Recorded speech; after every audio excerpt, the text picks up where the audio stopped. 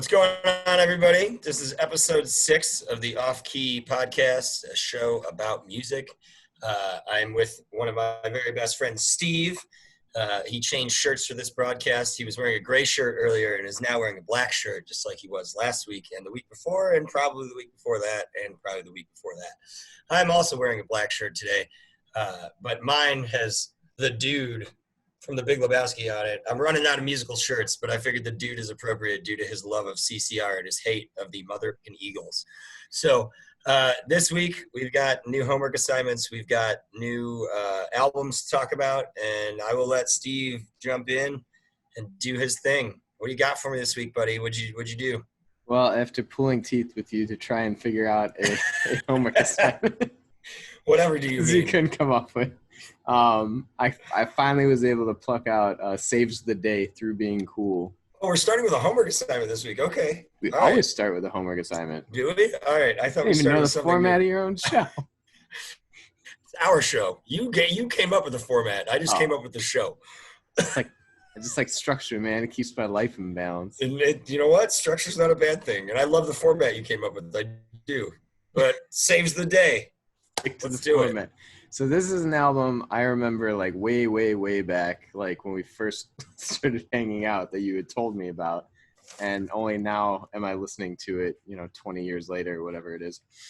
But you had heard parts of the album before, correct? So you had showed me like one or two songs here and there. And like those triggered those memories of I totally remember hearing them at some point. Mm-hmm. But my familiarity with the album just definitely was not there. Okay.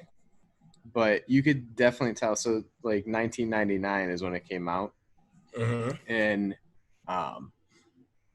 you could definitely hear the influence that it had on bands to come in like the early 2000s, like in terms of like pop punk and everything. Like the first Take This to Your Grave, that sort of heavier sort of pop punk sound of Fall Out Boy. But it was, I think, it changed the game a bit, and they came from more of that hardcore scene, so there was a heavier sound, I think, to it. Mm-hmm. But it was enjoyable, and I think in terms of it being 21 years old, it definitely holds up to a certain degree. I think I missed the boat a little bit because like some of the topics on it, you're looking at, you listen to it through the ears of an older man. And it doesn't quite have that same punch that it might have had if you were 16. But dude, I don't know. You listen to stuff that, like you were talking about when we talked about the Menzingers, and you talked about how that album, what are we going to do once our 20s are over? Just put yourself back in that moment of being 20. Yeah. No, I'm saying, I would say like 80% of the album held up in terms of like, okay, it wasn't, but just 80%. Yeah. Well, I'm just saying this. You're like, wrong. Shut your mouth. Shut your mouth. Anyways, continue. No, but like, so I was going on like a bike ride because that's what you do now. What we do when we're old. I go on walks, you go on bike rides. Go on bike rides, and I had my helmet on, looking like a tool. Smart man. Yeah, I don't want to mess my head up. But no, it was definitely entertaining. I'm going to pull up the track listing to that album real quick while I talk to you. So pardon me for one moment. So like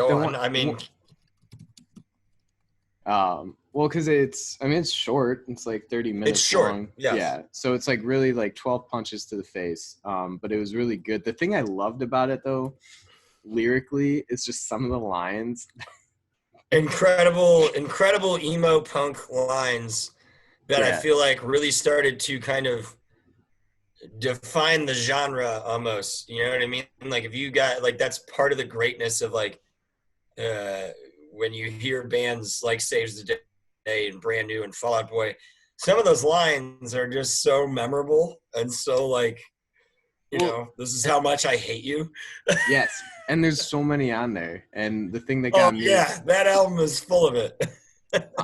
Well, because on Through Being Cool, and that's one of the songs like you must have showed me a long time ago. Because I remember you like, listen to this line.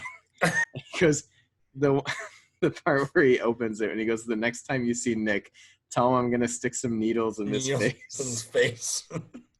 Like, you can't get away with that. Like when you read it out loud, it's hard to take it seriously. But when you hear it through the song, you're just like, it's such a cold like, right?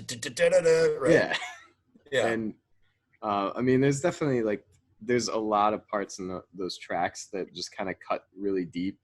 Some of them are almost like a little too off the wall, but like they're still, when you read them, they don't seem like they're going to have the impact that they have.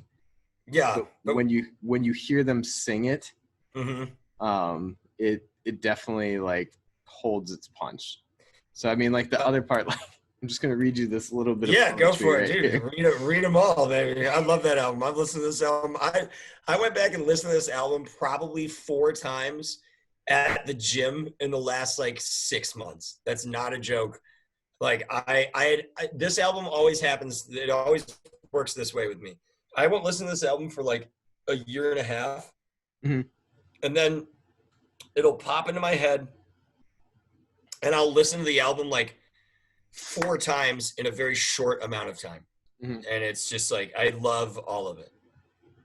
Oh, it's good. And the only thing, so the album or the song I was going to talk about was in Rock's Tonic Juice Magic, which is the 4th track off the album. But where it starts with the, and if not, I'll take my spoons, dig out your blue eyes, swallow them down to my colon. Gonna burn like hell tonight. Like hell tonight. Because you're beautiful, just not on the inside.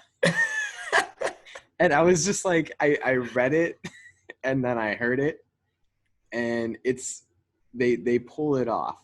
Like you can believe it though. Like when you hear it, it doesn't sound as cheesy.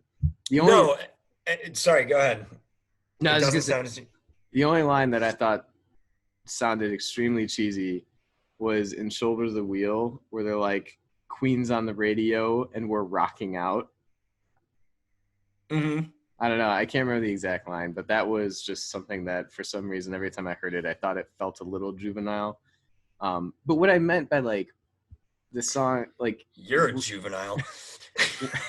No, when I was reading all of like reviews and people's takes on it and just kind of like seeing the history behind it, a lot of people have very close memories with that album in terms of like being in high school, and it hit like right at that point. So it's got a very solidified like point in their life. And what I say when I feel like I missed the boat is that I'm never going to have that opportunity. Like for me, that was like Take This to Your Grave. When I heard that, like from Fall Out Boy, like that was like the track I listened to every day going to school, junior year of high school. Like that to me was sort of my soundtrack, but I missed that. So when I hear those songs now, you kind of immediately get taken back to like a time and a place in your head, but it's, you know, I don't have that place to go to with this. So, well, I'm sorry that you don't have that place to go to with this. I'm not saying it's not good. I know. I'm saying I'm sorry because I wish you did, because it would. I think it says a lot that you enjoyed the album as much as you did, without having the nostalgia of like loving, this album from that time. I'm trying to find. Like fire, what's the line? Like fire and the ocean collide? I forget what song that is. I think that was from The Vast Spoils of America. That's what I thought. But I love that line and that breakdown and that end of that song.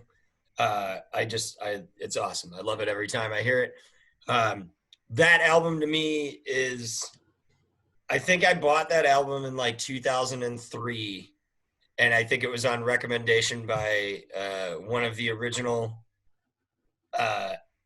punk-loving mofos that I knew, and you know, the last time I saw him, I hadn't seen him in probably like 9 or 10 years, and I saw him at the Alkaline Trio show at Riot Fest, and it's Jake Larson, and Jake Larson, and I think is the reason I ended up buying that album. It was either Jake Larson or Steve Yergel. Shout out to both you guys. I hope you guys are doing great. You guys are awesome people. They're fantastic people. Yeah. So, but I bought that album, and that album was mind-blowingly good upon like first listen. I was like, wow, like this Yeah. is crazy good. And oddly enough, I am an asshole because I've never really listened to a lot of the other Saves the Day stuff. I just never did. I don't know why.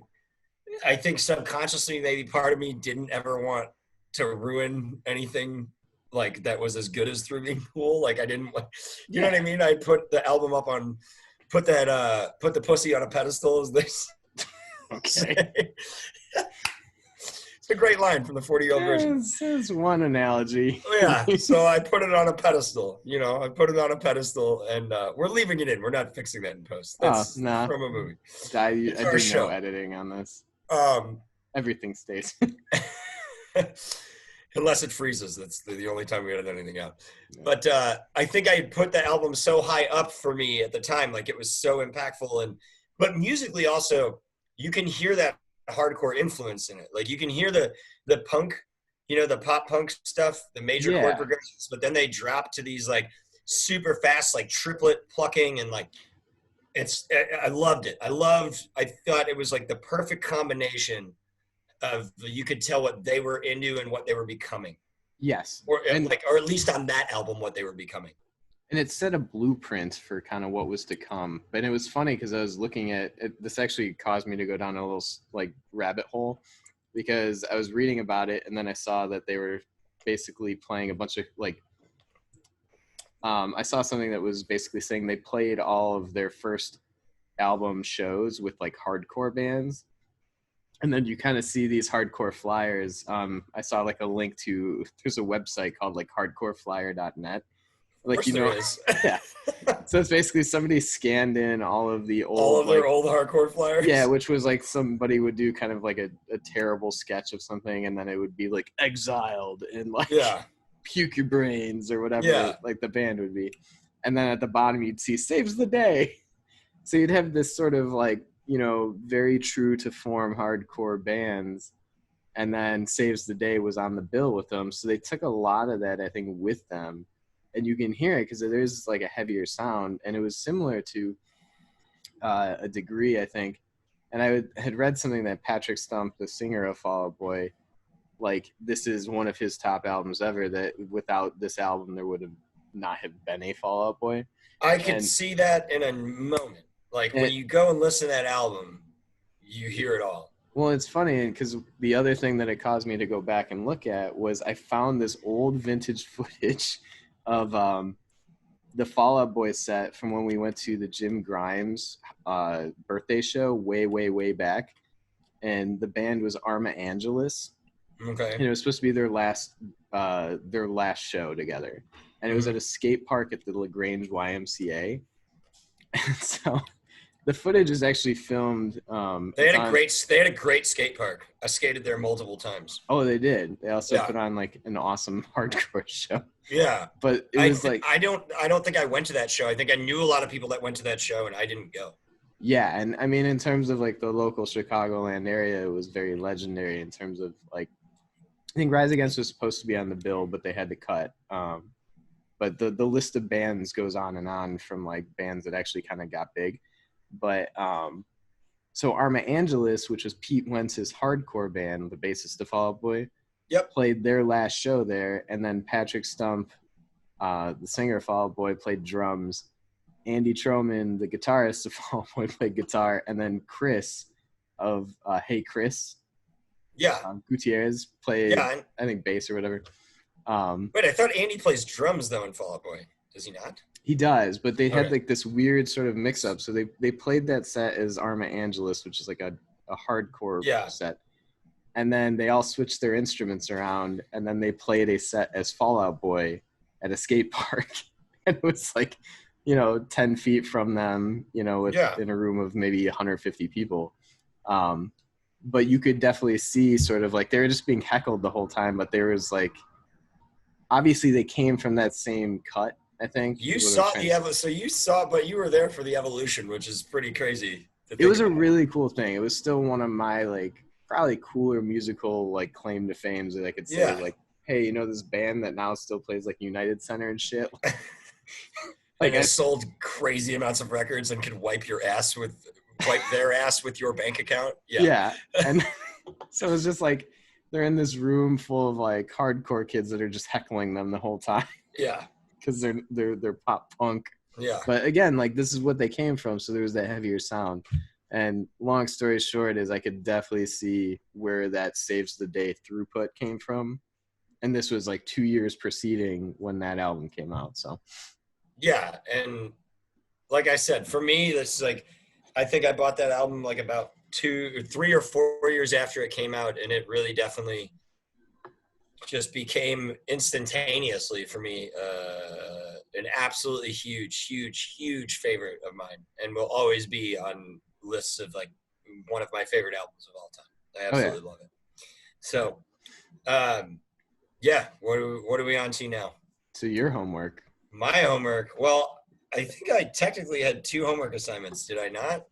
I just gave you one at the end of last week, and that was the Smith Street Band's Oh, but I was thinking of the Refused. I'm sorry. I was thinking the Refused from the previous week that we had talked about, because I did go and listen to it. You can talk about it if you want. But well, we'll talk. The Refused I enjoyed, but I enjoyed both very much. So I listened to the Smith Street Band, and the name of the album is, what is it? Not Afraid of You. More Scared of You Than You Are of Me. And so I love the album. Good. I did not think you would, but I'm glad. Really? Why did you think I wouldn't? I don't know. Here's shitty friend. We're done. Show's over, man. Show's over. It's it. 6 episodes and we're done. We had something special though. So my first question to you is, how did you hear about them or find them? Sputnik Music. It's a music review website, and okay. Shout out to Sputnik Music. Yeah, it's but they, I don't know, like they cover a lot of bands I think that don't get as much spotlight on them. Mm-hmm. So, because I mean they're from Australia, and as you could tell by the accents, maybe, which I loved. Yeah, but they had put out, before this album, they put out "Throw Me in the River," which was like, you know, an instant classic for that sort of group. But this one I think is more accessible to people. And it's got a little bit more. Well, first tell me your thoughts. So, upon initial hearing, like, it very much reminded me, if you gave Frank Turner a fully electric band, I was like, man, this is probably what would happen. And changed continents. Yeah, but they're basically brothers in arms. Okay. British prisoners were sent to Australia. That's why they have basically a very similar accent. History lessons. Yeah, if you didn't know that. But yes, Britain sent their prisoners to Australia. So, anyway, beyond the history lessons, if Frank Turner went electric, I feel like this is probably a lot of the sound you would get. Also, Frank Turner and the band Sorority Noise, which I felt like I should have put that shirt back on for this episode. But sororities, I already wore it once, but we didn't actually talk about the shirt that time. Sorority Noise is, unfortunately, they are done right now. They're on indefinite hiatus for whatever reasons, lots of speculation and unfortunate reasons, but the band themselves are great. It's a level of honesty in songwriting that I don't think you hear, and there's a lack of fear in lyrical content from the songwriter, and his name is Cameron. I forget his last name, but I feel like you get that from the Smith Street Band. Like, the songwriting is so open and honest, and there's just a lack of fear in, like, a lack of rhyming, or this doesn't necessarily need to fit with this, or sometimes we have these sporadic thoughts and one verse might contain a lot about this and one verse might contain a lot about that. And I think it takes so much, so much like balls to just be like, no, I'm sticking with this. It doesn't need to rhyme. It doesn't need to do this. And as somebody that's tried to write songs before, and I've written a couple, and some of them are better than others, but we're always our own worst critics, and it's such a hard thing to like just write without fear. And I feel like listening to this album, this dude writes lyrical content without fear. I agree with that. Yeah. Which I think is exceptionally difficult to do. I think that when you look at the best songwriters in, your generation, whatever they may be, like I always can call Ben Gibbard. Ben Gibbard's a wordsmith, and what he does with music is insane, or what he does with lyrics is insane, and the storytelling is insane. I also think he has a lack of fear in his songwriting, but his songwriting is a lot more poetic and narrative. Whereas like bands like Frank Turner, Sorority Noise, and the Smith Street Band, you just hear a complete lack of fear in songwriting. You don't necessarily get the narrative poetic structure that you get with like Death Cab, but you just get some of this stuff where you're just like, if I wrote that, I would look at it and be like, that's fucking stupid. I'm not saying that. There's a confidence to the delivery. Oh, for sure, without a doubt. And it, again, like you said, in terms of things that may not rhyme or may not sound good on paper, like the cadence and the rhythm of which they just kind of like squeeze it in there. Like all about commitment, baby. Yeah, I mean, they might have like one line that's 5 words, and the next line's like 15, but they just say the second line like twice as fast. Yeah. Three times as fast would be. Would be more accurate. Sports. But yeah, and I turned my ringtone off. Unprofessional, lack of professionalism on this extremely professional show. Oh my gosh, gonna lose. Oh my god, lose followers. But like the subject matter in that album, I think is, well, first of all, it details a breakup that he went through. It sounds like it to an extent. I didn't lyrically dive into it a ton, but go on. No, and I mean it is because he does cram a lot of words into a short amount of space. But I mean, he does like the topics that they discuss on there are like usually they're pretty like depressing, but they're done in a light way. Sort of. And I feel very much the same way about Sorority Noise. Like I've never heard a man talk about like self-deprecation and depression and the way that he talks about it regarding like some of the songs that Sorority Noise has written in a way that is like almost, I guess, like condescending and almost makes you laugh. But also at the same time, like makes you fear for the person's mental well-being. Yeah. But then I'm also like, well, he's using this as like an exercise in mental health. So he's probably okay. I hope he's okay. Like that's usually how I end up looking at it.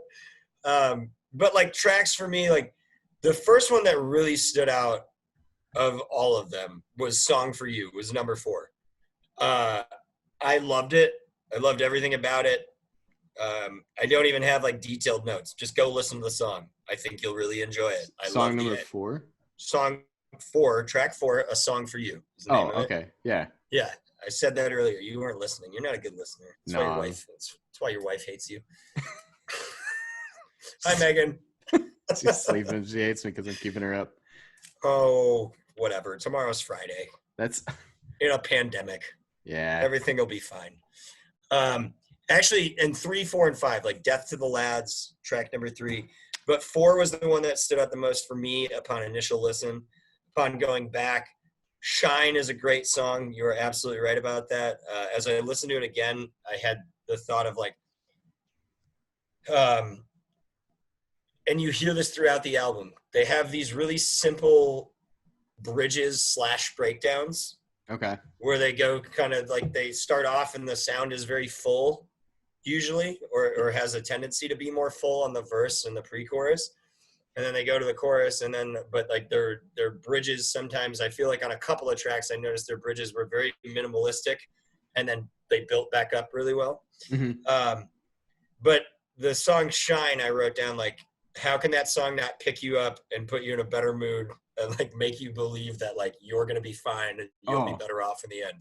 So that was really cool to go back and listen to and kind of have that experience of like rediscovering it, I guess, after listening to it, the first two times and maybe not catching that moment or that epiphany, like when you're listening to the song. Dude, the end to Shine, Yeah. where it kind of has that climax with like the choir chamber or the chamber choir kind of like singing gospel-y behind him. It's pretty awesome. It is very emotionally awesome. Yeah. So yeah, just off the cuff, like I loved it. It's an album that I will probably continue to listen to for the rest of my life. So thank you, Steve. Good. That makes me real happy to hear. You've done it again. Yeah. I can't tell you how many times Steve has done that for me, folks. But it's a lot. So I will just add the sour note at the end of this album. Is that after this came out, Will Wagner, the singer, had gotten accused of some harassment emails that were leaked with an ex-girlfriend of his. Okay. And then, so what he ended up doing, obviously, like the apologies come out and stuff, and it wasn't great. I don't think it's a good look for him. Generally, the person plus harassment is not a good look for anybody. No, but I mean, like I'm not defending anything he did. I didn't read all. No. I'm not saying that you are. I'm just saying, generally speaking, when you're charged with harassment, it is not a good thing. Well, and for you personally, or your image. Yeah, because what it was he sent out like basically this. I think it was an ex-girlfriend he was seeing, like had leaked a bunch of emails about it. That he had sent to her that was like kind of belittling because they were breaking up, and like I don't know, in my head I'm like, it's an emotional, tearing apart. Like people get emotional and they say things that are terrible, like in emails. But it had like people pulled out of tours with them and stuff, and obviously the apologies come forward and like not meaning to do that, but then he made the next album was called Don't Waste Your Anger, and it sort of addresses this like fallout a little bit about like don't waste your anger on me. And like the next album, the one that came out this year, they were supposed to tour, but obviously COVID kind of ruined everything. But if you're interested, check it out. It's kind of like knowing that little segue. It's just like an interesting thing, but it was also, I thought that one was also really good if you want to check that out. What was it called again? Called Don't Waste Your Anger. If you are interested in continuing the Smith Street Band story, is a pretty solid album. Only if the next album features extra harassment. That's a joke, everybody, in case for you at home you're listening. But we move on. So, you lost your headphones. Yeah, I'm good. So something new. What'd you do that was new? So, this one was because my wife, Megan, bless her heart, who we love, has been getting into BTS lately. So, that's right. I forgot you did. It has been a mainstay in our house. You did drop that little nugget tease on the show last week. All right, yeah. So yep. She was so kind as to make me some notes, and she labeled which ones are which. 1, 2, 3, 4, 5, 6, 7. Are you painting by number over there with BTS? Well, she didn't want me to sound like a fool because I didn't know what I was talking about. So she gave me, because there's 7 of them. Megan, I love you. And so she, gave me some. This week's episode has to be watched on YouTube. I hope so. But so BTS, for those of you who do not know, is a K-pop, Korean pop boy band, and it is made up of 7 people. What does BTS stand for, Steven? So I've seen different things. I've seen it as the Bulletproof Boys. I've seen Beyond the Scenes. I've seen there's one other, Bangtan Boys. So I don't know exactly what it means, but I guess it has a couple meanings. I might have to ask. I might have to message this girl that I went to, that was in my classes at UIC with me, because she was talking about BTS like 3 or 4 years ago, and that's how I found out about K-pop. She did a report on it, and me being the super old weirdo guy in class, because I'm old and I was like 9 years older than everybody in all my classes. Yes. She started her presentation, and I raised my hand, and I like, apparently everybody else in the room knew what K-pop was, and she goes, yeah. What? And I was like, I'm sorry, I know I'm old, but can you tell me what K-pop is, because you already lost me. And Is it a cereal? Yeah, like I had no idea what it was. Eat your K-pop, kids. Yeah, I learned all about it. So please continue, but I will have to ask her, because I think she did have a handle on what the name actually meant, because of her deep fandom for BTS. It is extensive. The amount of information out there, like the Wikipedia page on their band alone is, a mini novel. Mm-hmm. So there's a real deep, love for this band internationally, and they call themselves like the BTS Army, but they defend and they promote this band and they love this band. There's only one musical army, and that's the Kiss Army, okay, Steve? Oh, I didn't. Copyright infringement right there. Kiss Army. But I should have done face paint. But I mean, I was trying to dive into like what I could, and I was trying to wrap my head around it. The album itself was. Which album did you listen to? Because they have many, do they not? Yes. Like and the one, 7 actually. So the one that I listened to is the one that they just came out with, called Map of the Soul 7. And it's their 7th album. There's 7 members. Or I don't know, it's not their 7th album. Your image had 7 members in it, so I'm assuming there's 7. There's 7 members, yes. But can we see that one more time, please? Thanks, Megan. It's the members are V, Suga, Jin, J-Hope, RM, Jimin, and Jungkook. A lot of those start with J. Yeah, so I'm not going to be able to remember it.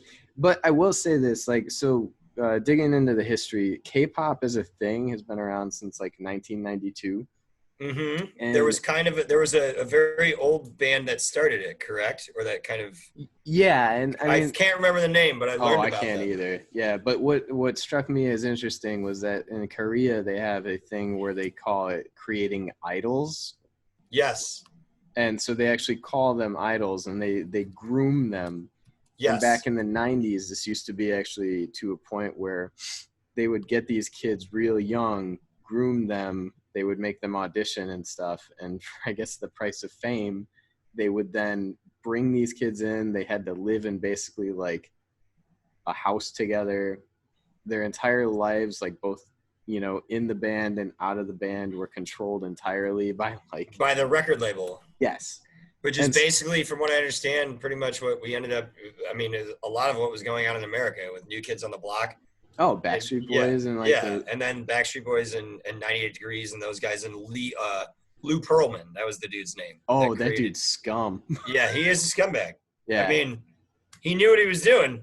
Yeah. Give him that. He made a lot of money, but he made a lot of money. At least in the beginning, I'm sure they came out, with more money at the end. By the way, the original boy band was, if I'm pronouncing this correctly, which I'm sure I'm not, I apologize to Korea. Seo Taji and Boys is the original K-pop band, 1992 to 1996. Yeah, that sounds familiar.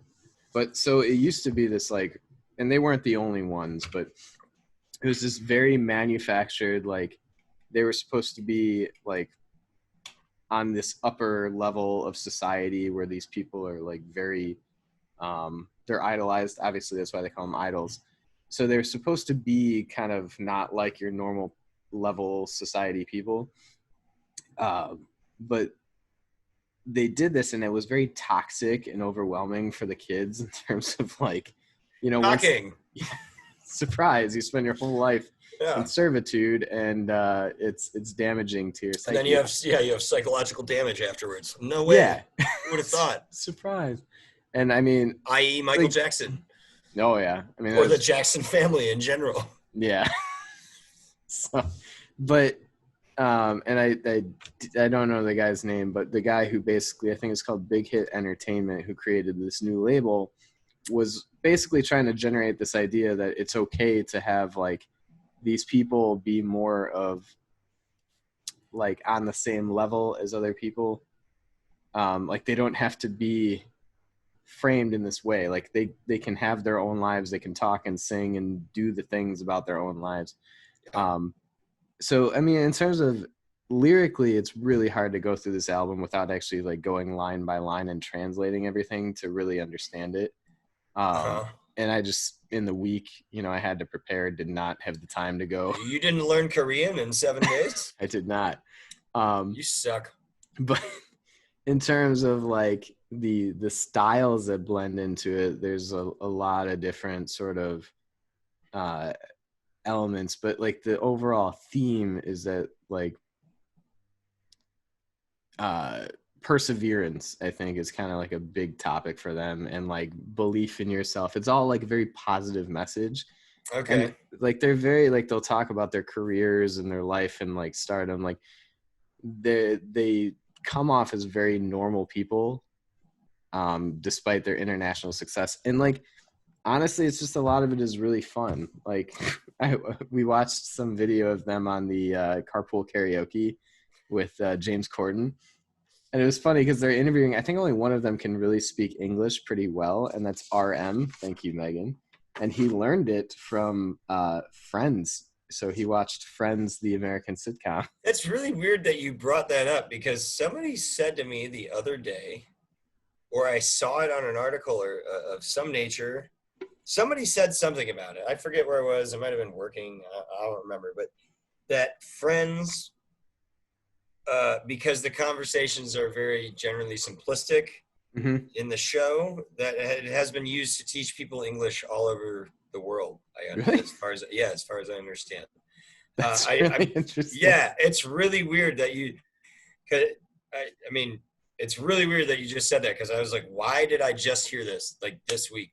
That's really interesting. But go on. Oh, but I guess that's what they did. But no, it's just like, it was entertaining. Like they're all super talented. They can, you know, they all, if I remember correctly, all of them are very skilled musicians. Is that true?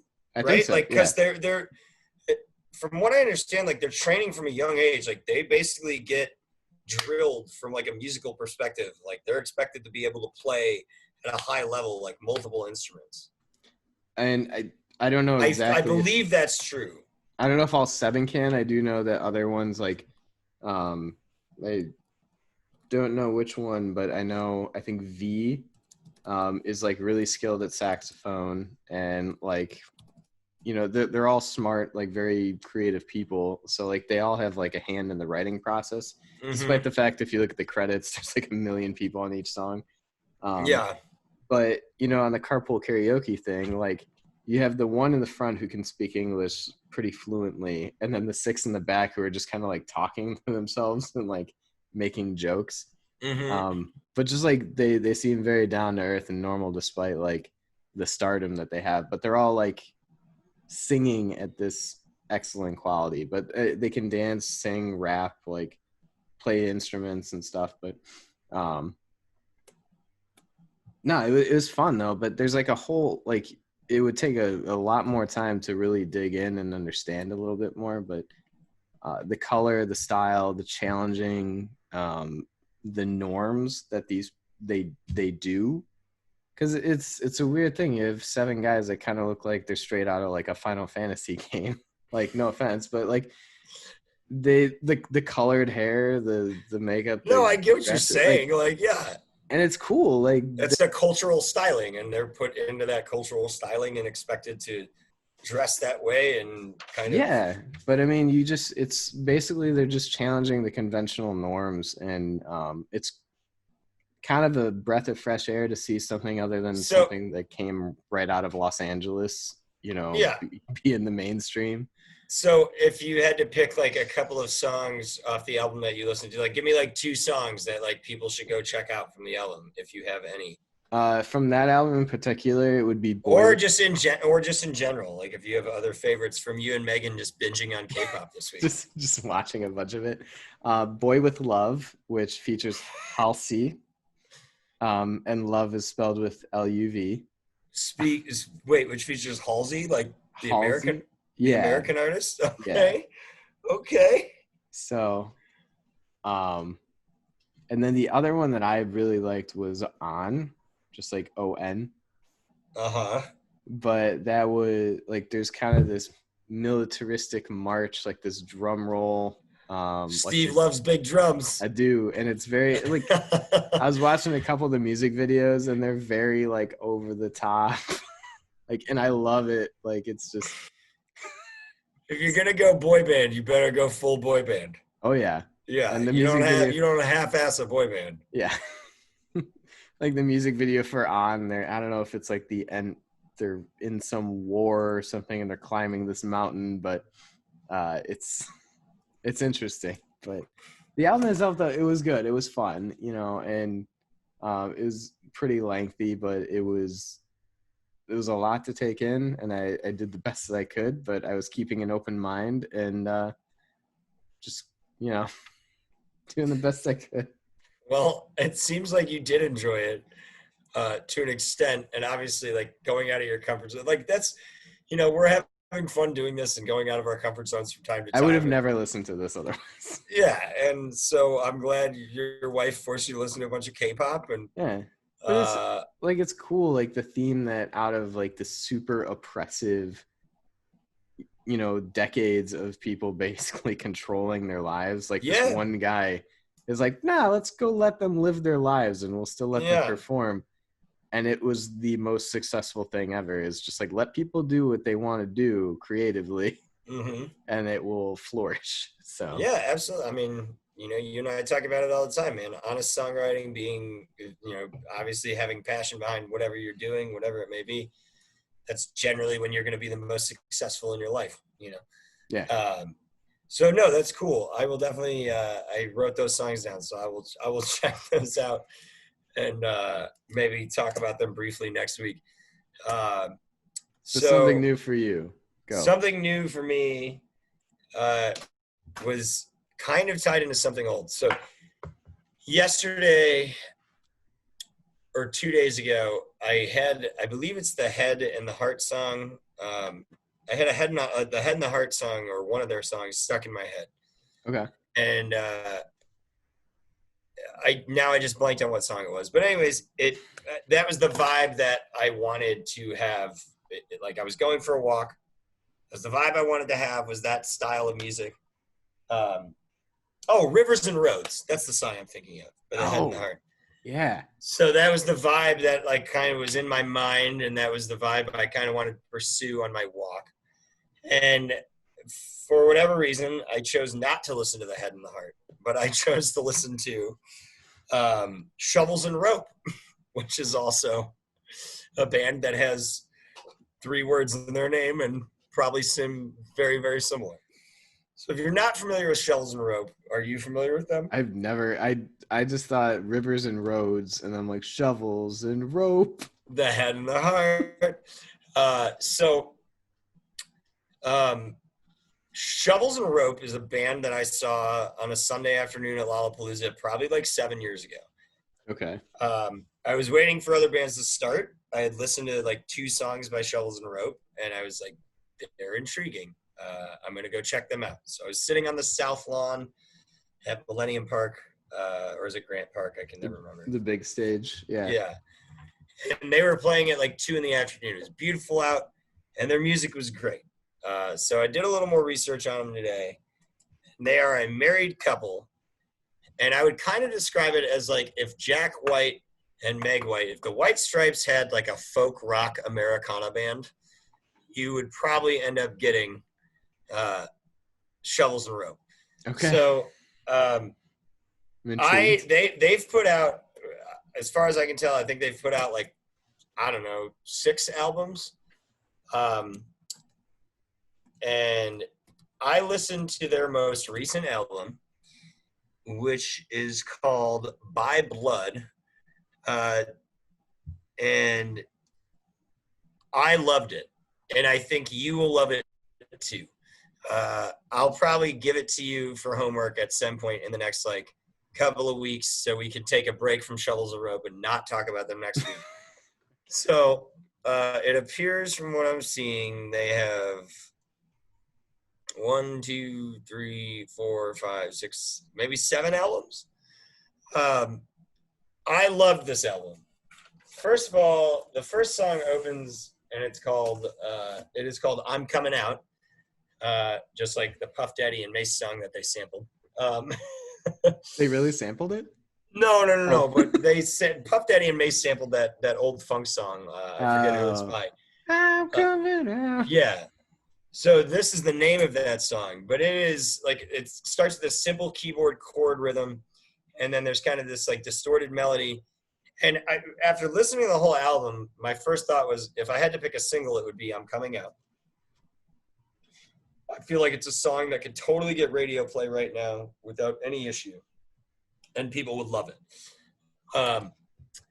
I loved it right off the bat, and the album opens with that song. So it gets you, and it catches you up really early on. And then I ended up seeing that is their single from what I can tell off the album. But key tracks for me were like number 1, number 2, number 4, and 8 and 10. Like there's 10 tracks on the album.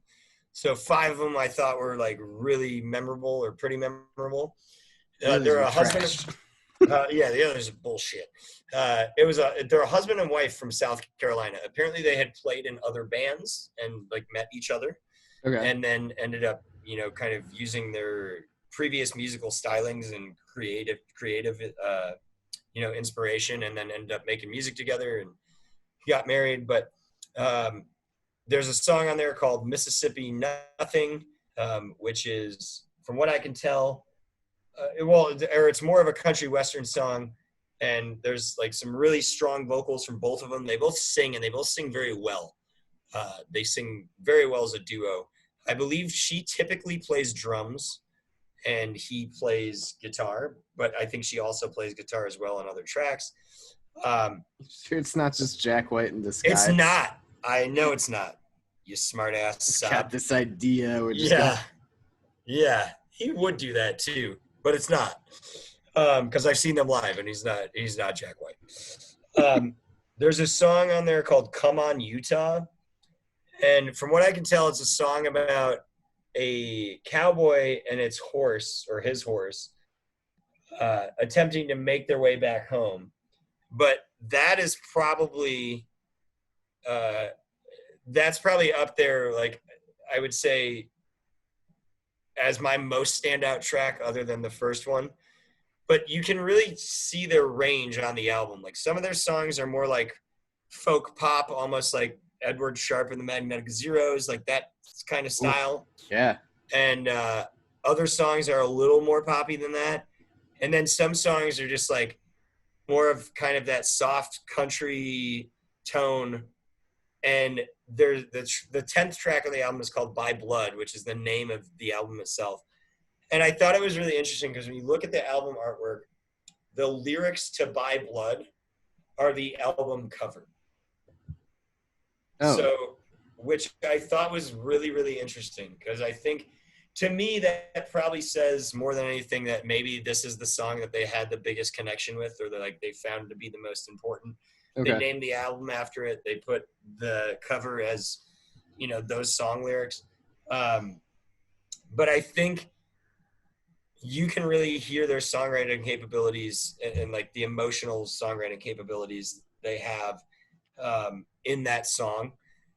But I loved the album. I don't really have a whole lot more to say about it. Like I remember seeing them live and thinking, these two have an exceptional amount of potential. They seem to be having a lot of fun and just enjoying the moment. It was probably, I'm guessing at the time, it was probably the biggest stage they had played. Okay. In terms of like being at Lollapalooza. And this would probably have been like, my guess is, I have to think it was 2014 or 2013. Okay. Somewhere around there. So I am kind of interested in this Come On Utah song. It's great. I absolutely love it. I absolutely love it, dude. It's so good. So it's I think you're gonna love the whole album. is Honestly, it from the perspective of the cowboy or the horse? it's from. Great question, Steve. From what I can tell, it is from the perspective of the cowboy, and at times, like, he is saying to the horse, like, "Come on, get me over this ridge. Like, we've only got a little bit further to go." Okay. But there's a great. I really do feel like there's a great ebb and flow to this album. Like, sometimes there's parts of the song that are really poppy. There's parts of songs that are super country western, and I shouldn't even say super country western, but definitely country western. You feel that influence for sure, and you know that's.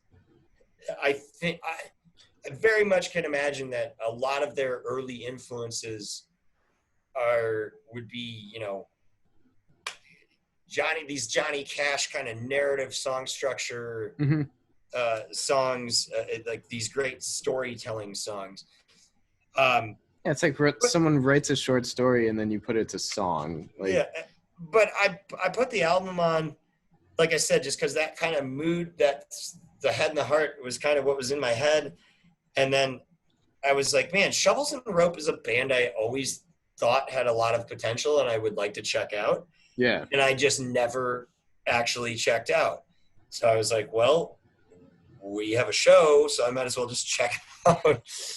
And I ended up completely loving the album. So I encourage everybody to check out By Blood. I think it came out in 2019. I think it's something that I really do think a lot of people, unless you're like diehard metalhead or diehard rap and hip hop fan, I think generally speaking, most fans of songwriting and music will at some point connect in some way to this album. And I hope people enjoy it as much as I did. So Shovels and Rope, By Blood, not Bad Blood. Nice. By Blood, check it out. It's 10 tracks long. It won't take you that long to listen to, and I hope you enjoy it. Yeah, and I'm interested because I know. I think it's right up your alley. I mean, having known you for basically 20 years now, or almost 20 years, I think you're gonna love this album like full all the way through. And the thing I like to see is the bands that came out, like it was in that area of like 2013, 12, where these a lot of these folk bands like where Mumford and Sons led the charge. And then in their wake came like the Lumineers and Of Monsters and Men and Head in the Heart. And it was like everybody on this sort of like folk revival train. Yes.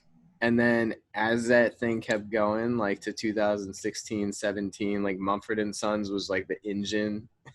And then they just kind of... Then they went electric, and now did a song with somebody recently. Oh, probably like, I don't know, Tiesto or something, or no, but it's something of that nature.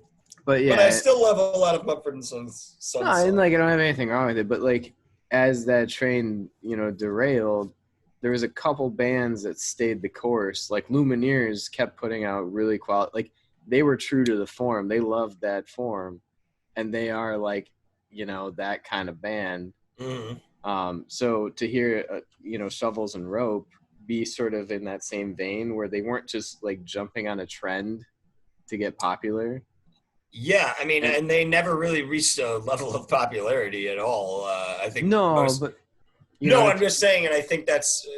I mean, I definitely think part of them staying that course into that realm is like you don't reach that level, so it's like, you know, just let's keep doing what we love and what we're doing.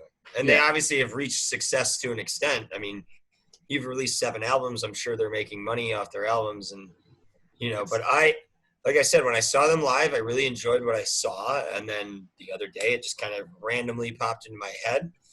And I said, well, I'm going for it. This will be what I do for the show.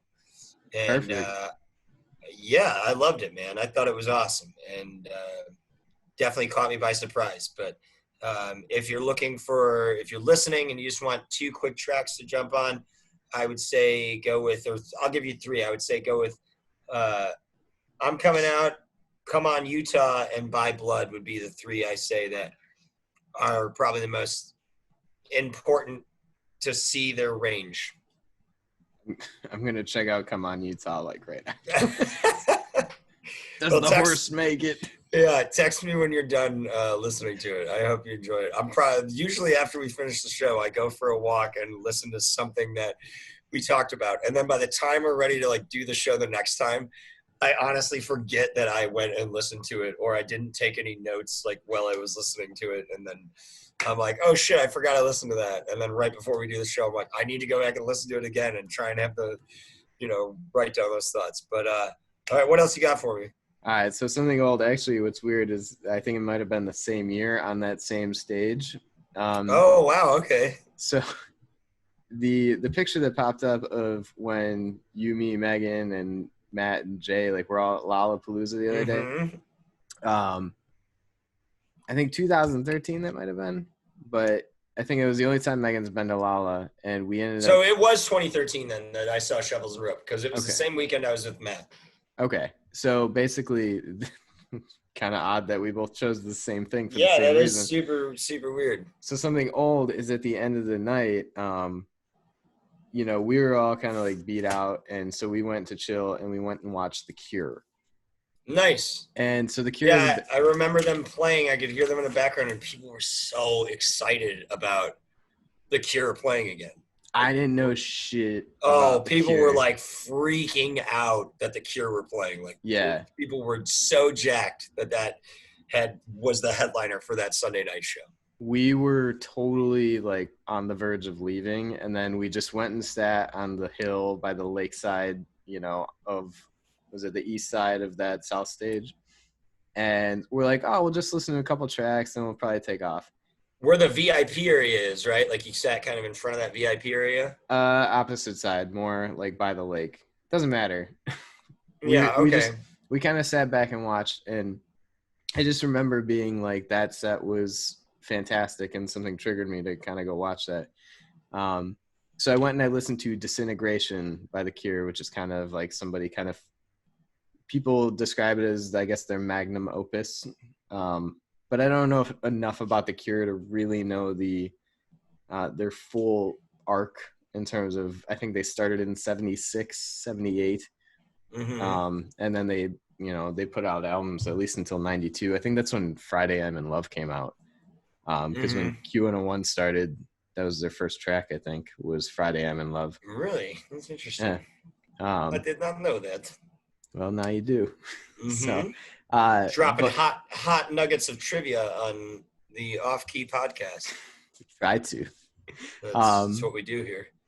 But no, it was. So I just remember like there was something about that band that they sounded so full for everything that they were.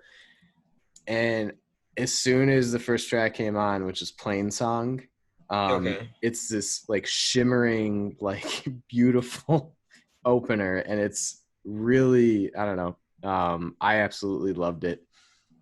But the whole album, like, it flows really well together, and I never really got into the whole like gothic culture of The Cure.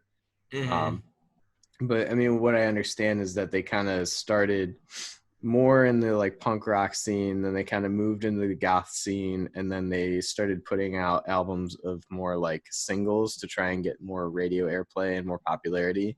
And then as Robert Smith was approaching 30 years old, he had this like identity crisis that he wasn't going to make the album that he wanted to, which ended up with like, him going back to the gothic roots that they kind of started with.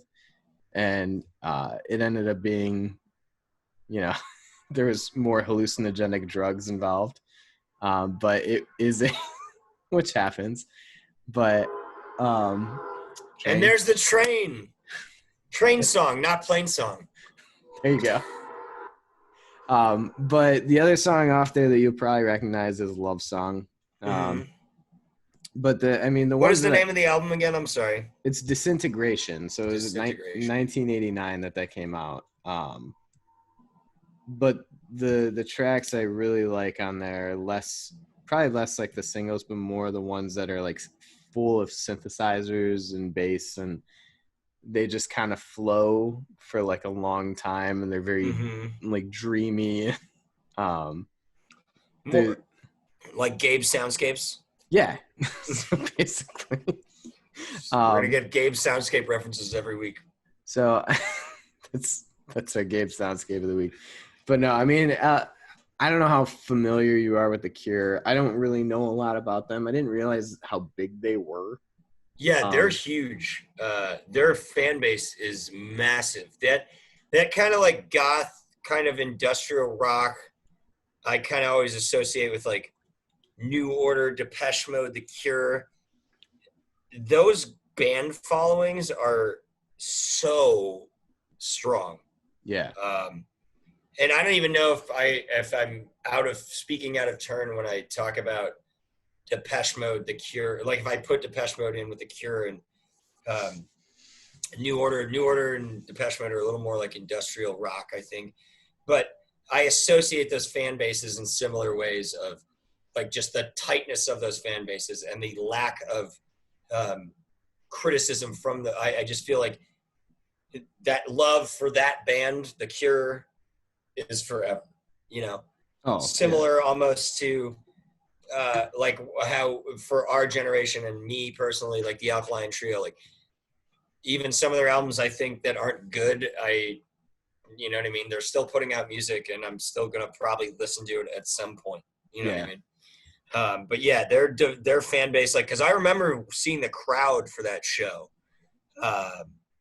and I was just like the crowd for that show at Lollapalooza was massive. The field was packed, and the thing that was interesting to me is that they played in the middle of their set. You know, they played Friday I'm in Love and Just Like Heaven, I think maybe back to back. So to me, the two most popular songs that I know, which actually might not be their biggest charts, but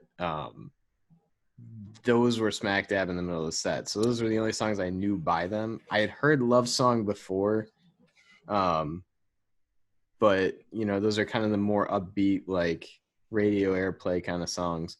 But the thing I liked about Disintegration though was, again, it flows. Like I think the longest track on there is over 9 minutes.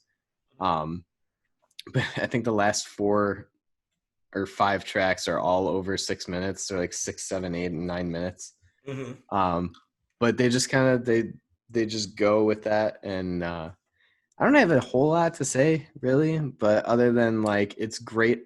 I would imagine once October comes around and like Halloween, and you're sad and alone on a dark fall day. Well, and that's the thing is like I can never get into we were just talking earlier. I love the sad songs, but like I can never get into like the lyrics of goth bands. You know, like my heart is cold and empty. Like I get depressed sometimes. I'm just picturing the goth kids in South Park just going like this. Yeah. Just throwing their hair out of their face. And it's funny. Cigarettes. It's funny because Trey Parker and Matt Stone are big Cure fans. And they actually, in the Mecca Streisand episode, they got Robert Smith to do the voice. Right? Yeah, he was on the episode. Yeah, which makes it even funnier that they make fun of goth kids, because I'm sure that's just like what they maybe were like growing up. I was going to say that's probably part of their own high school experience. I'm just putting these together. Yeah, but you don't need to have, you know. You don't necessarily need to have a lot like to say about it. Like I said, for me, you know, the last album, the Shovels and Rope thing, I didn't want to go like too into detail about it. I just really loved the album. I think it's got great songwriting, and it sounds like you really enjoyed Disintegration, which is awesome. I love, like I said, each week, man, it's so much fun that we're discovering shit that we maybe overlooked or didn't take the time to listen to, and then forcing ourselves to find new things. Well, I actually this week was trying to get into Fugazi. Okay. And I couldn't do it. And all right. Like there's probably people out there who may hunt me down and like kill me for that. Because I think that the love of that band and the respect, I just might not have been in the right frame of mind for it, but like really just could not get into Fugazi. So yeah. So this was kind of an audible, and that was you called an audible. Yeah, in the fourth quarter. Omaha. Yeah. Going for it. So is it my turn for something old, though? Something old from you. We're only at an hour 5, which means we have 48 minutes left. I just went back tonight, and I felt like we have neglected the genre of hip-hop lately. So to anybody that listens to this show, I used to be a fairly big hip-hop fan in the mid-2000s. And a buddy I used to work with had mentioned this album to me, which I know you've listened to as well. And the album is called The Tiger Dancing by the band Heiruspecs. Yeah. And I will tell you right now, I'm just going to keep this short and brief. We're a live hip-hop band out of Minnesota. I don't even know if they're still touring or anything like that. As far as I know, I don't think they are. They were led by the lead rapper. His name was Felix. And it is just an exceptionally good hip-hop album. I encourage anybody that is interested in hip-hop music to go listen. And just from the first track, I think it'll catch you. If it doesn't, I'll be absolutely shocked. But I encourage anybody that's interested in hip-hop or rap music in any way, shape, or form to go listen to this album. I just went back through like the first 7 tracks tonight and was having just like flashback after flashback of driving around. And I listened to this album for like years. Oh, dude, yeah. And it's so good on so many levels. And just go listen to it. That's all I can say. Like, I'm getting super excited talking about it. I'm like 6 to midnight over here talking about it. But go listen to it. It's fucking great. It's called The Tiger Dancing. I hope it is as enjoyable for you as it was for me. I know that the album is older now. I know that it might not represent the same style of stuff that you're hearing in today's culture of hip-hop music, but I thoroughly encourage all of you to go, anybody that's listening, to go listen to A Tiger Dancing. And if you hate it, shoot us a message on Instagram or leave a YouTube comment. Tell me why you hated it. Or if you love it, tell me why you loved it. But I can't imagine that somebody won't enjoy aspects of that album. It's just too good to not be like, wow, these guys were great. Why, you know what I mean? What happened to them? So, and I will do that research in a little bit because I'm curious, because I've never actually done that research. Yeah, and I think that they do a lot of live instrumentation. I think they did like one reunion show. I don't think they're still around. I remember looking into them a few years ago just to kind of see if they still play. Mm-hmm. I think they put out something after Tiger Dancing. But I will say, I think they had a couple albums come out a little bit after that, and then maybe nothing after. Yeah, I don't think anything ever really hit the same way as that one. But that album was great, and I still remember like you showed that to me, and just driving around in your Ford Escort. Awesome. And I think Fives was the Fives is a great song. Yes, Fives is great, and then that other part. I forgot the song that was on it, but where he talks about where the breakdown begins, and when he's kind of talking about writing the song itself at the time that he's rapping about it, like it was so. I mean, there's one song on there. I think the one you're talking about is when he's like, he's talking about he woke up early and was like, he's writing the song and he sees his neighbor. And he goes, I nod and wave to my neighbor. They have no idea they're going to be in this song. Yeah. I think that's what you're talking about. He stayed up all night, like watching or writing music kind of thing. Yeah. And they're up playing video games and he's basically just doing more than they are. Oh, and Heartsprings. That song is awesome. Yeah. Heartsprings is fantastic. But Fives, A Tiger Dancing, and Something for Nothing, and Heartsprings, to me, like just looking at the track listings and remembering what I remember, those 4 tracks I think will get people into that album without a doubt. So if there's you're nothing listening, not to like about it. It's not like it sounds cheesy. Like you listen to stuff from like way back when and it sounds like dated, but this still, and maybe it's because I'm old, but like it's still like it's all live instrumentation, but like the beats are still good. Like it's fantastic, man. I can't wait because like I hadn't listened to it in so long. It's probably been, I can't even tell. It's probably been 6 years, maybe 7 years since I listened to that album. Nice. And I put on the first like 7 tracks tonight. And the first track came on and I was like, oh shit, I haven't heard this in forever. Like, this is awesome. And I can't wait to listen to the rest of it, dude. I can't. Like, it's going to be great. And just to kind of go back through it. So that's my something old. We're at an hour and 10. What else you got for me, Steve? I keep this one short. So my something different was there's a band out of Iceland that you may have heard called Sigur Rós. I've heard of them. Okay. Sigur, correct? ROS. ROS. So, see, I know things. This is what I do with my free time. They put out this thing a while ago, and it was called Route 1, and it was a 24-hour live stream of them driving around the island of Iceland. Mm-hmm. And what they did was they took this, one of their songs, I don't know how to pronounce it. It's like Oviaur. It's some Icelandic word. But what they did was they used this program called Bronze. And Bronze is a program that uses artificial intelligence and machine learning to constantly generate new music based on the sights and sounds around it. So stop laughing. I'm just kind of scared.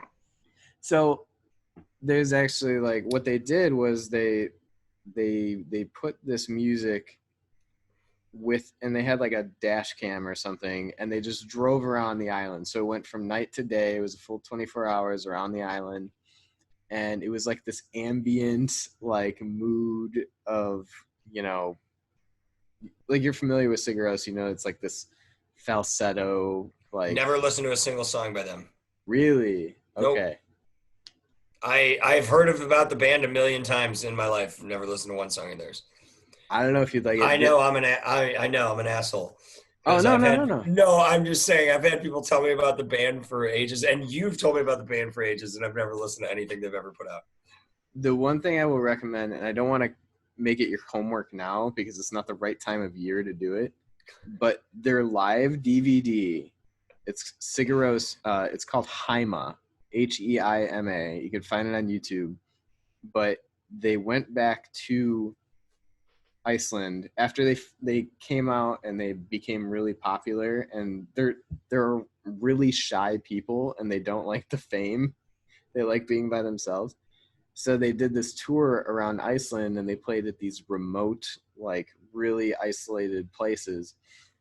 In Iceland, you know, this was 2006 or 7 before people became like fascinated by Iceland as like a tourist hotspot. Mm-hmm. And before it became like Instagram like central. Mm-hmm. And it was my first exposure to the island of Iceland, and it is the most, to this day, the most beautiful DVD of music and film Country. I've ever seen. And it's just, I wrote it down. It's I can send you the link. It's on YouTube. You can find an uncut version of it. I've got it in my very super detailed notes over here. Yeah. So that was 14 years ago when they made music without computers. And then Route 1 is when they're just like, here, computer, make the music. Make this music. But it was just such a weird thing. There's like at the New York Museum of Modern Art, they have an exhibit. It's called Echo. And for 2 years, it's going to be there. And it will constantly be generating new music based on its environment because of this bronze software, which scares me a lot that there's like an algorithm out there that can now make music. And it's already, I mean, I've already read about that type of stuff and it sucks, but there's always the human element and human emotional connection to music that, well, it's these backstories that like we learn. Fingers crossed that it will never go away. Like the human element of music. I really, really, really pray to, you know, the higher power that it does not, because that would crush me on a level that I can't even describe. So that was way to bring me on a huge downer to end this episode, Steve. I really appreciate it. Off key, an algorithm about music. Yeah. So Did you have anything different this week? So I have two quick things. First of all, this relates to fish, so I get to bring up fish. Second of all, I'd like to thank the YouTube user that just brought me onto this, and I didn't have enough time to dive into it. I watched one of the coolest music videos I've seen in a while.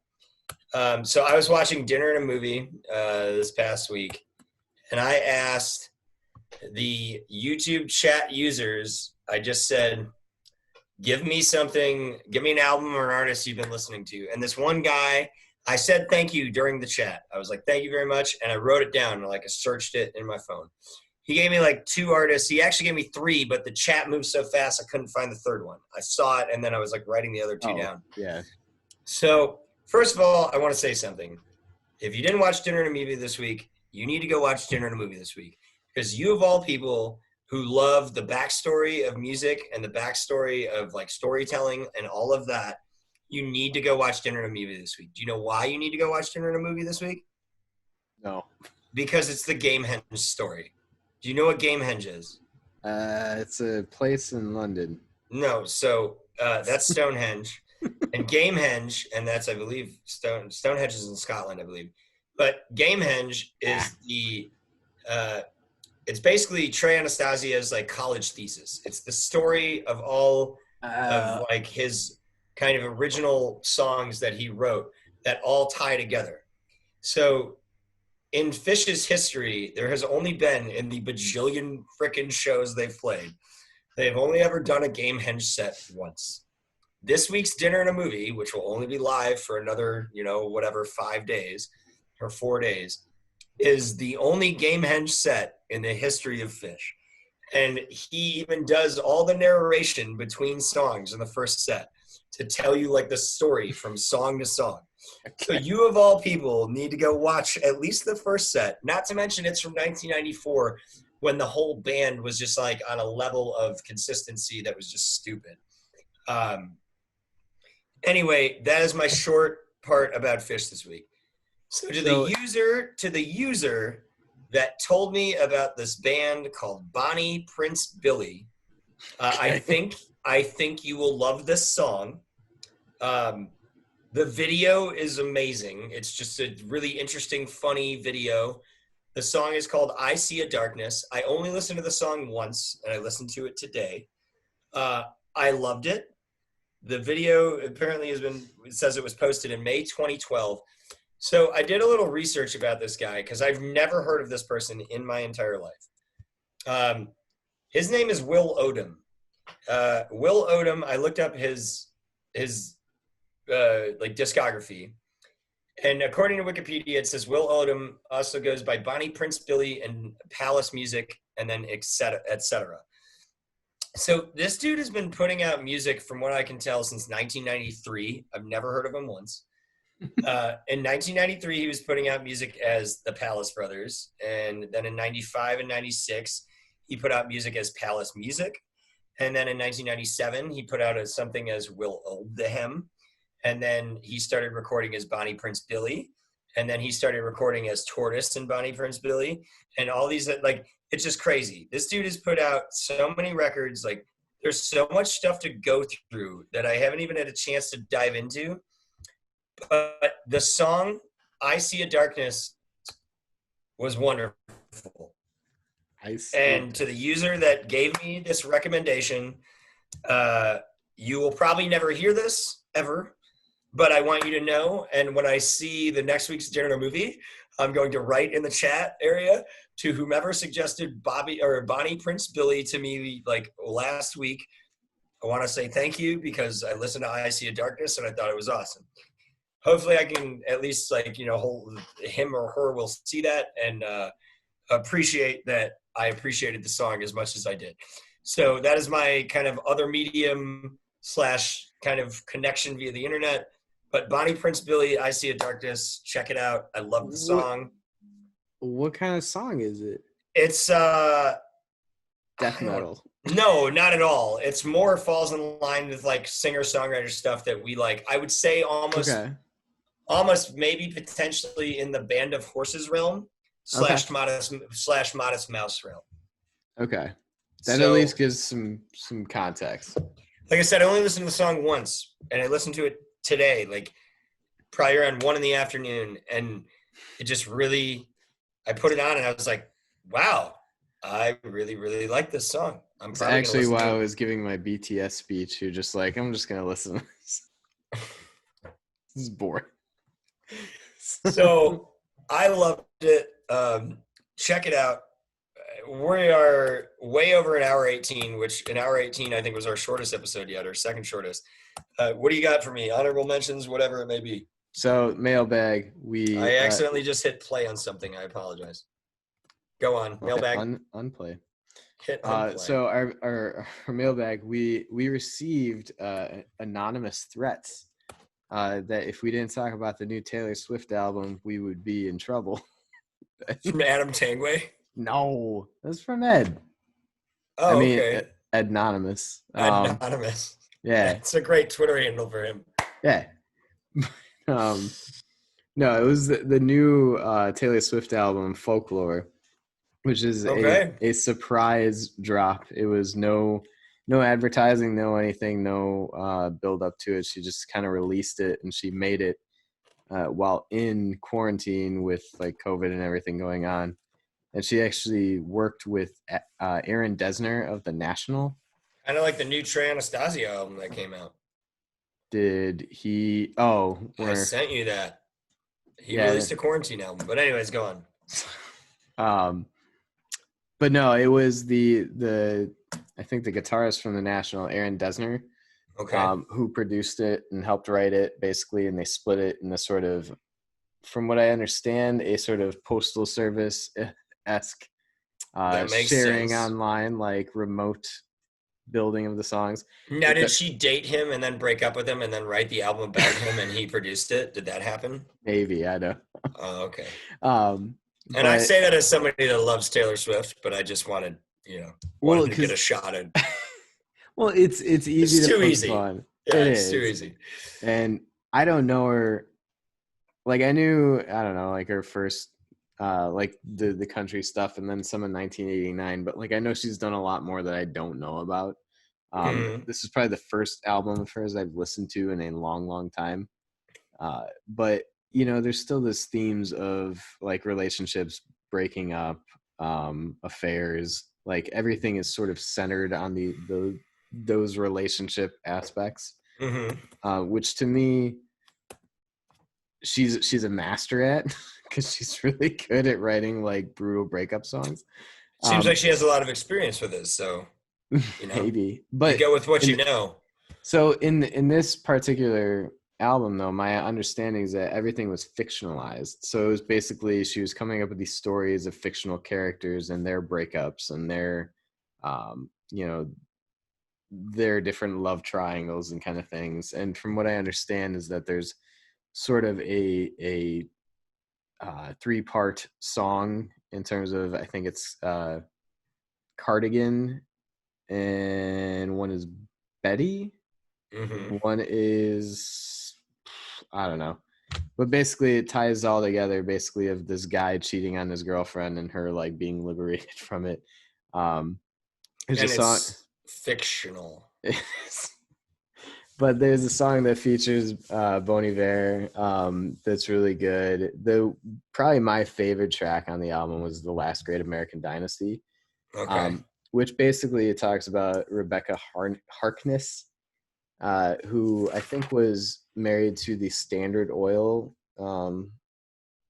president CEO guy way back when. So it's kind of more of like I don't know if this was like 100 years old or whatever, but he passed away, and then she used to have these like really big parties and stuff with all his money in his house. And then like long no way. But so that is actually a house that Taylor Swift had bought. So there's kind of like this through line of the people that live there. But it was just interesting. That is interesting. I will give her a lot of credit on that. And I have always thought that Taylor Swift was a very good songwriter, despite her songs basically, I feel like, encompassing most of the time her own personal heartbreak constantly. But Yeah, there's a little bit of redundancy to that, and But I've always felt like she was a very good songwriter, and whoever helps produce and put it all together. And I know she plays music, but I've always enjoyed her songs. I think this was really just the three between her, the guy from the National, and Jack Antonoff again makes his way into it.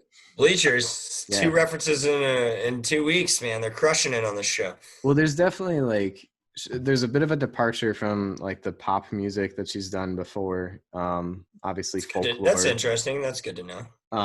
But the imagery and the lyricism is like really good. It paints Strong. So I mean, basically these things, they paint the picture as you listen to it. The instrumentation I thought was pretty unique. To me, what I thought of was the Lana Del Rey album, Norman fucking Roswell, from last year. Never listened to it.